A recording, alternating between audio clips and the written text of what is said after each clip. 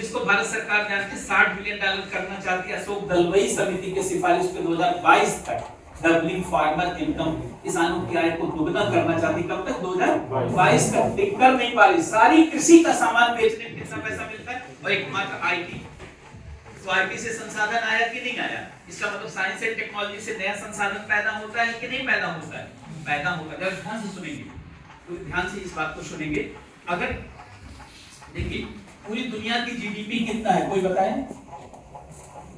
मतलब पूरी दुनिया में कुल कितना पैसा है, उसी को जीडीपी में मापा जाता है। जीडीपी क्या है? संसाधनों की माप है। जैसे दूध को लीटर में मापते हैं आप, सब्जी को किलो में मापते हैं आप, ऐसे संसाधन का नमूना क्या कहलाता है? GDP, gross domestic product.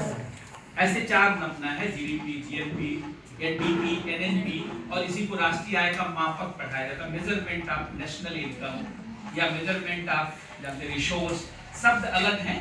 कई बार जैसे सिक्योरिटी को हम लोग सुरक्षा कहते हैं जब साइंस एंड टेक्नोलॉजी की क्लास में पढ़ते हैं, लेकिन जब इकोनॉमी की क्लास में पढ़ते हैं तो कहते हैं प्रतिभूति।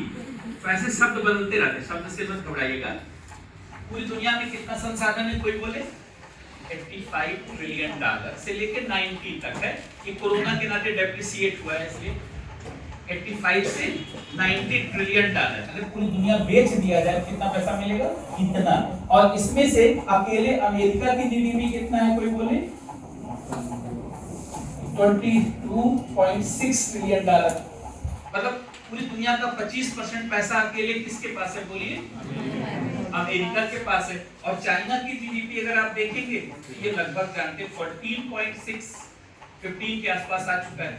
ये इतना $ट्रिलियन के आसपास है, ठीक है। तीसरे नंबर पे अगर आप देखेंगे इसकी जीडीपी है, जापान की जीडीपी है जो जानते हैं $5.39 ट्रिलियन के आसपास है। इसके बाद चौथे नंबर पे देखेंगे तो किसकी जीडीपी है? जर्मनी की जीडीपी है 4.6 ट्रिलियन के आसपास, जो कम होकर के बहुत ज्यादा कम हो गई। इसलिए एंजेला मर्केल हार गई अभी चुनाव में, बहुत ज्यादा इंपैक्ट पड़ा। ये करीब $3.86 ट्रिलियन के आसपास। इसके बाद पांचवें नंबर पे अगर देखेंगे संसाधन तो किसके पास है? यूके के पास। समझ रहे?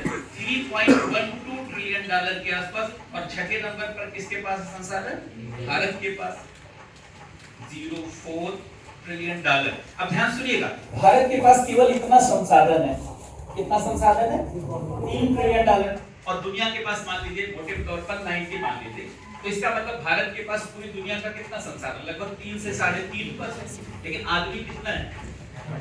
18% है, वो पीछे लिखा था। तो इसका मतलब उतना संसाधन बढ़ाएंगे तभी सबका कल्याण हो पाएगा। लेकिन संसाधन बढ़ाने का बड़ा उपाय माना जाता है टेक्नोलॉजी को।